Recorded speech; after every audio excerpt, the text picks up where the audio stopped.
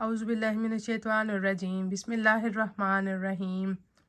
اللہم صلی علی سیدنا و مولانا محمد و علی آلہ و بارک وسلم۔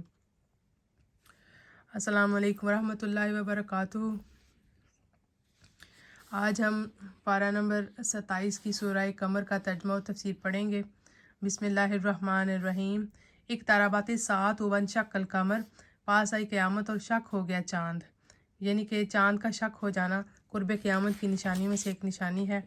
یہ اس کی تفسیر جو ہے یہ نیچے ظاہر ہے۔ نبی کریم صلی اللہ علیہ وسلم کا یہ معجزہ ہے، یعنی کہ ان کے معجزے سے قرب قیامت اور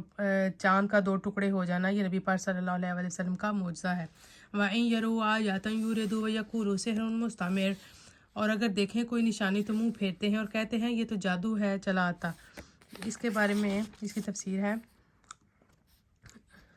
یعنی کہ چاند جو ہے جب دوپہر ہو گیا، شق القمر جس کا اس آیت میں بیان ہے نبی کریم صلی اللہ علیہ وآلہ وسلم کی معجزات باہرہ میں سے ہے۔ اہل مکہ نے حضور اکرم صلی اللہ علیہ وآلہ وسلم سے ایک معجزے کی درخواست کی تھی، تو حضور اکرم صلی اللہ علیہ وآلہ وسلم نے چاند شق کر کے دکھایا۔ چاند کے 2 حصے ہو گئے اور ایک حصہ دوسرے سے جدا ہو گیا، اور فرمایا کہ گواہ رہو۔ قریش نے کہا محمد صلی اللہ علیہ وآلہ وسلم نے جادو سے ہماری نظر بندی کر دی ہے۔ اس پر انہیں کی جماعت کے لوگوں نے کہا کہ اگر یہ نظر بندی ہے تو باہر کہیں بھی کسی کو چاند 2 حصے نظر نہیں آئے ہوں گے۔ اب جو قافلے آنے والے ہیں، یعنی کہ دور دراز جو تجارت کے لیے لوگ گئے ہوئے ہیں، یقیناً انہوں نے بھی یہ دیکھا ہوگا، تو آپ لوگ ان کا انتظار کریں، ان کی جستجو رکھیں، یعنی انتظار کریں اور مسافروں سے دریافت کریں کہ اگر دوسرے مقامات پہ بھی انہوں نے چاند کو شک ہوتا ہوا دیکھا ہے تو بے شک یہ معجزہ ہے۔ چنانچہ سفر سے آنے والوں سے دریافت کیا، انہوں نے بیان کیا کہ ہم نے دیکھا ہے اس روز چاند کے 2 حصے ہو گئے تھے۔ مشرکین کو انکار کی کوئی گنجائش نہ رہی، کیونکہ وہ ہر بات پہ کوئی نہ کوئی بات نکال لیتے تھے انکار کرنے کے لیے، تو انہوں نے کہا کہ یہ جادو ہے اور جاہلانہ طور پر جادو ہی کہتے رہے۔ تو نبی پاک صلی اللہ علیہ وسلم نے جب ان کو یہ معجزہ جو ہے دکھا دیا، تو اس کے باوجود بھی جس نے نہیں ماننا وہ کسی طور پہ بھی نہیں مانتا، تو انہوں نے جو ہے اس کو جادو ہی کہتے رہے۔ صحیح 6 کی جو احادیث ہیں ان کے اندر بھی اس معجزہ عظیمہ کا بیان ہے۔ یہ بہت بڑا معجزہ ہے، اس میں کوئی شک نہیں۔ تو یہ جو ہے اس کی شہرت جو ہے ہر طرف پہنچ گئی۔ اس کا انکار عقل و انصاف سے دشمنی اور بے دینی ہے، یعنی جو بے دین ہے، جو اس کو ماننے ہی نہیں چاہتے، وہ کوئی نہ کوئی اس میں سے بات نکال لیتے ہیں کہ ہماری جو ہے نظر بندی کر دی گئی ہے یا جادو کر دیا گیا ہے، تو ایسا کوئی کچھ بھی نہیں ہے۔ وَكَذَّبُوا وَاتَّبَعُوا أَهْوَاءَهُمْ وَكُلُّ أَمْرٍ مُسْتَقِرٌ، تو انہوں نے جھٹلائے اور اپنی خواہشوں کے پیچھے ہوئے اور ہر کام قرار پا چکا ہے، یعنی کہ انہوں نے جھٹلایا اس بات کو، یعنی نہ مانے، انہوں نے اس کو جو ہے جادو سمجھا، تو اپنی خواہشوں کے پیچھے، یعنی کہ وہ جو ان کو اچھا لگتا ہے وہ وہی سوچتے ہیں، وہی کرتے ہیں، وہی بیان کرتے ہیں، تو ہر کام قرار پا چکا ہے۔ اس کا مطلب کہ یعنی کہ جو کچھ بھی دنیا میں ہونا ہے وہ اللہ تعالیٰ نے پہلے سے لکھ رکھا ہے، وہ لوح محفوظ میں لکھا جا چکا ہے، پہلے سے قرار پا چکا ہے جو کچھ بھی ہونا ہے، تو اس کا بیان ہے۔ وَلَقَدْ جَاءَهُم مِّنَ الْأَنبَاءِ مَا فِيهِ مُزْدَجَرٌ، اور بے شک ان کے پاس وہ خبریں آئیں جن میں کافی روک تھی۔ اس کی تفسیر ہم پڑھتے ہیں، یہاں پہ آیت نمبر 10 ہے۔ وہ اس لیے بھی نہیں مانتے تھے، نبی پاک صلی اللہ علیہ وآلہ وسلم کے معجزات کی تصدیق نہیں کرتے تھے کہ سردار جو تھے وہ کہتے تھے ہماری تو سرداری جو ہے وہ عالم میں مسلم ہو جائے گی، ان کی سرداری یعنی مسلم ہو جائے گی اور قریش کی کچھ بھی عزت و قدر باقی نہ رہے گی، یعنی کہ اگر ہم ان کے معجزات کو مان لیتے ہیں، اس کی تصدیق کر لیتے ہیں، تو پھر تو ان کا رتبہ بڑھ جائے گا، دنیا ان کو مانے گی، دنیا ان کے پیچھے جائے گی، ہمارے پاس کون آئے گا، ہم تو سردار ہیں قریش مکہ کے، تو ہماری عزت تو پھر جو ہے وہ لوگ نہیں کریں گے، ہمیں جو نذرانے دیتے ہیں وہ تو نہیں دیں گے، تو اس وجہ سے بھی وہ لوگ جو ہے نا وہ نہیں مانتے تھے۔ تو یہ جو قرار پا چکا ہے اس آیت کی تفسیر یہ ہے کہ وہ اپنے وقت پر ہونے والا ہی ہے، جو کوئی بھی ہے کام اللہ تعالیٰ نے لکھا ہوا ہے، کوئی اس کو روکنے والا نہیں ہے۔ سید عالم صلی اللہ علیہ وآلہ وسلم کا دین غالب ہو کر رہے گا، یعنی کہ اللہ تعالیٰ نے یہ لکھ رکھا ہے کہ نبی پاک صلی اللہ علیہ وآلہ وسلم کا جو دین ہے اس کو روکنے سے کوئی دنیا کی طاقت روک نہیں سکتی، کیونکہ اللہ نے اس کو لکھ دیا ہے۔ پچھلی امتوں کی جو اپنے رسول کی تکذیب کرنے کے سبب ہلاک کیے گئے تھے، یہ ہم نے جو آیت پڑھی ہے کہ ان کے پاس پہلے بھی جو خبریں آئیں تو جن میں کافی روک تھی، یعنی پہلے جو انبیاء ان کے پاس خبریں لے کے آتے تھے نا، تو ان کو بھی وہ نہیں مانتے تھے، تو اس کے بارے میں. ہاں جی، آیت نمبر 10 جو ہے اس کا کفر و تکذیب اور انتہا درجہ کی نصیحت، یعنی کہ جو کچھ بھی ان کو بیان کیا جاتا تھا نا، وہ اس سے نصیحت نہیں پکڑتے تھے، نہ اس سے ڈرتے تھے. حکمت بالغات فمن طغى النذر، انتہا کو پہنچی ہوئی حکمت، پھر کیا کام دے ڈر سنانے والے. یعنی کہ حکمت جو ہے انتہا کو پہنچ گئی قرآن پاک، پھر کیا کام دے ڈر سنانے والے. فتول عنہم، تو تم ان سے منہ پھیر لو. یوم ید الداعی الی شیء نقر، تو تم ان سے منہ پھیر لو جس دن بلانے والا ایک سخت بے پہچانی بات کی طرف بلائے گا. یعنی کہ نبی پاک صلی اللہ علیہ وسلم کو پھر یہ فرمایا گیا کہ آپ جو ہے نا ان کی باتوں سے پریشان نہ ہوں، ٹھیک ہے، ان سے منہ پھیر لیں، آپ چھوڑ دیں ان کی باتیں، جو یہ کہتے ہیں ان کو کہتے رہنے دیں. تو آپ جو ہے نا بس ان کو اس دن کا انتظار کرنے دیں. اللہ تعالیٰ ان کو جو ہے ڈرا رہا ہے اپنی جو ہے اس آیت میں، کہ جس دن بلانے والا ایک سخت بے پہچانی آواز میں ان کو اپنی طرف بلائے گا. یہ حضرت اسرافیل علیہ السلام جو سور پھونکیں گے، یہ اس کے بارے میں بات ہو رہی ہے. تفسیر میں اس کا ذکر بیان کیا گیا ہے کہ جو ہے اللہ تعالیٰ نے نبی پاک صلی اللہ علیہ وسلم کو فرمایا کہ یہ بس جب قبروں سے نکلیں گے اور جب یہ ان کو قیامت کا منظر یہ دیکھیں گے، پھر ان کو یقین آ جائے گا. آپ ان کو چھوڑ دیں، یہ نہیں مانتے تو نہ مانیں، تو ان سے آپ جو ہے نا بالکل پریشان نہ ہوں، کیونکہ وہ نصیحت و انداز پنت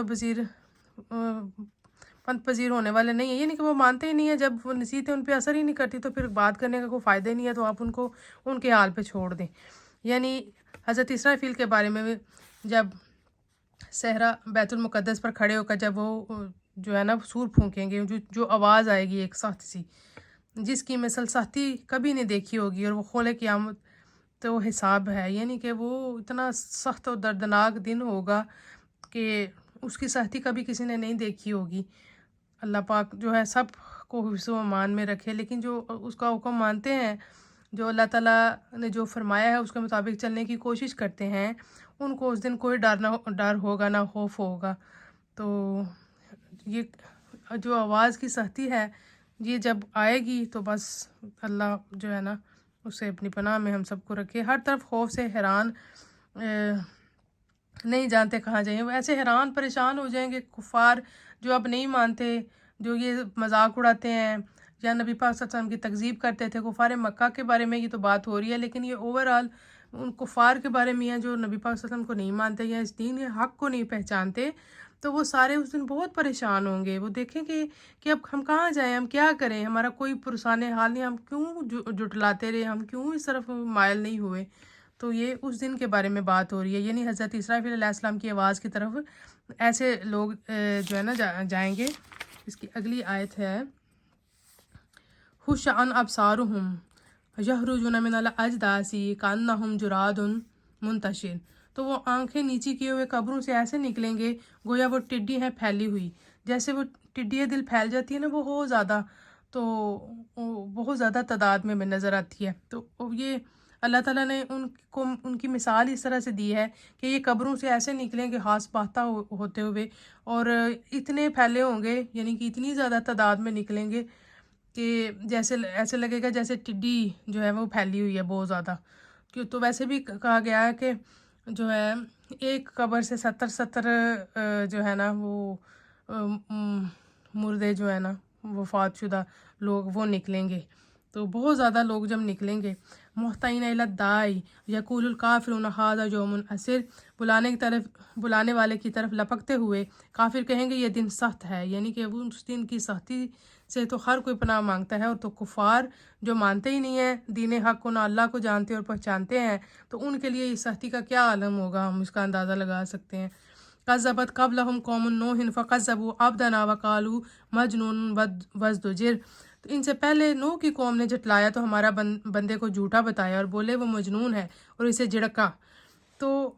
اللہ تعالیٰ نے اس میں حضرت نوح علیہ السلام کی قوم کی مثال بھی دی ہے کہ وہ بھی اسی طرح سے پریشان ہوئے تھے، تو ان کو بھی جھوٹا کہا تھا لوگوں نے. تو آپ پریشان نہ ہونا، یہ نبی پاک صلی اللہ علیہ وسلم کو تسلی دی گئی ہے اور حوالہ دیا گیا ہے. اس میں باقی پیغمبروں کا حوالہ بھی ہے لیکن اس میں سب سے پہلے جو ہے حضرت نوح علیہ السلام کا حوالہ دیا ہے اللہ تعالیٰ نے کہ ان کو بھی مجنون کہا گیا اور ان کو بھی جھڑکا گیا، ان کو بھی لوگ برا بھلا کہتے تھے تو ان کی بات پہ عمل نہیں کرتے تھے، نہیں مانتے تھے۔ تو آپ پریشان نہ ہوں، لوگوں کی باتوں کو جو ہے نا دل پہ نہ لیں آپ۔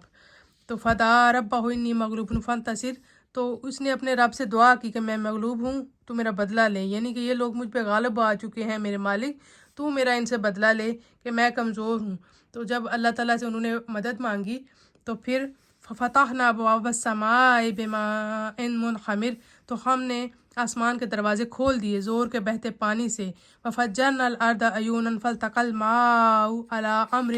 قد قدر، تو اور زمین سے اللہ تعالیٰ نے آسمان سے بھی دروازے کھول دیے، پانی وہاں سے بھی بہنا شروع ہو گئی، یعنی کہ بارش جو ہے نا بہت زیادہ ہونی شروع ہو گئی،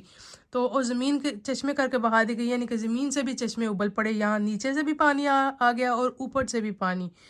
تو دونوں پانی جب مل گئے تو اس مقدار پر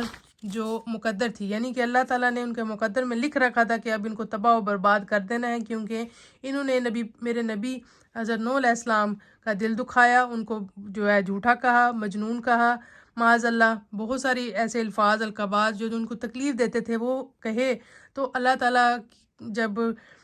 اس کا غصہ آتا ہے یا جب وہ پھر عذاب دیتا ہے تو پھر وہ بہت ہی شدید ہوتا ہے، تو اللہ تعالیٰ نے وہ ان کے مقدر میں لکھ دیا تھا عذاب، تو وہ ہو کر رہنا تھا۔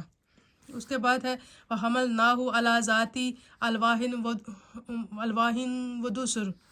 تو ہم نے نوح کو سوار کیا تختوں اور کیلوں والی پر، یہ کشتی کا یہاں پہ بیان کیا جا رہا ہے، یعنی کہ تختے اور کیلوں سے جو انہوں نے خود تیار کی تھی اللہ تعالیٰ کے حکم سے، اللہ تعالیٰ نے ان کو حکم فرمایا تھا، ان کو طریقہ بتایا تھا کہ اس طرح سے آپ جو ہے وہ کشتی بنائیں، تجری بِأَعْیُنِنَا جزاء لمن کان کفر، تو ہماری نگاہ کے روبرو بہتی اس کے سلے میں جس کے ساتھ کفر کیا گیا تھا۔ تو اس میں یہ ہے کہ اللہ تعالیٰ فرما رہا ہے کہ ہمارے سامنے جب وہ روبرو بہتی جاتی تھی، یعنی آپ دیکھیں کہ جب اوپر سے بھی پانی اتنا زیادہ بارش ہو رہی ہے، تیزی ہے پانی میں، نیچے سے بھی پانی ابل رہا ہے، ٹھیک ہے، تو پانی پانی ہر طرف ہے، لیکن چونکہ اللہ تعالیٰ نے حضرت نوح علیہ السلام کو یہ حکم دیا تھا کہ آپ کشتی میں سوار ہو جائیں اور دو دو جوڑے ہر جو ہے اللہ تعالیٰ نے مخلوق جتنی بھی دنیا میں پیدا کی ہے اس کا ایک ایک جوڑا جو ہے وہ آپ اس کشتی میں لے کے بیٹھ جائیں، تو اللہ تعالیٰ چونکہ اس کی خود حفاظت فرمائے گا تو آپ لوگوں کو پریشان ہونے کی ضرورت نہیں ہے۔ تو اس لیے اللہ تعالیٰ فرما رہا ہے کہ میری آنکھوں کے سامنے سے وہ کشتی جو ہے وہ بہتی جاتی تھی، اور جب اتنا زیادہ پانی ہو تو پھر تو ہر چیز ڈوب جاتی ہے، لیکن جس کو اللہ تعالیٰ خود بچانا چاہے، سنبھالنا چاہے، رکھنا چاہے، اس کو کوئی چیز گزند نہیں پہنچا سکتی، چاہے جیسا بھی عذاب نازل ہو رہا ہو وہ دوسروں پہ ہو رہا ہوتا ہے، لیکن جس کو اللہ نے محفوظ رکھنا ہوتا ہے اللہ اس کو پھر محفوظ رکھتا ہے۔ اس کے سلے میں جس کے ساتھ کفر گیا تھا وَلَقَدْ تَرَكْنَاهَا آیَةً فَهَلْ مِن مُدَّکِرٍ، تو ہم نے اسے نشانی چھوڑا، ترکناہا یہ کشتی کے بارے میں اس کا بیان ہو رہا ہے، اس کو آیت جو ہے وہ نشانی کو کہتے ہیں، فَحَلْ مِن مُدَّکِرٍ، تو ہے کوئی دھیان کرنے والا، تو اللہ تعالیٰ بتا رہا ہے آپ کو، سمجھا رہا ہے کہ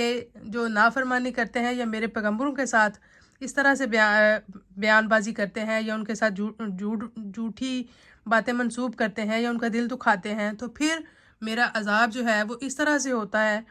یہ جس طرح سے اللہ تعالیٰ نے اس کی مثال بیان کی ہے۔ تو اللہ تعالیٰ پوچھ رہا ہے کہ کوئی ہے اس کو سمجھنے والا اور اس پہ دھیان کرنے والا کہ دیکھو جو میرے فرمان کو نہیں مانتے تو ان کو کس طرح سے میں جو ہے وہ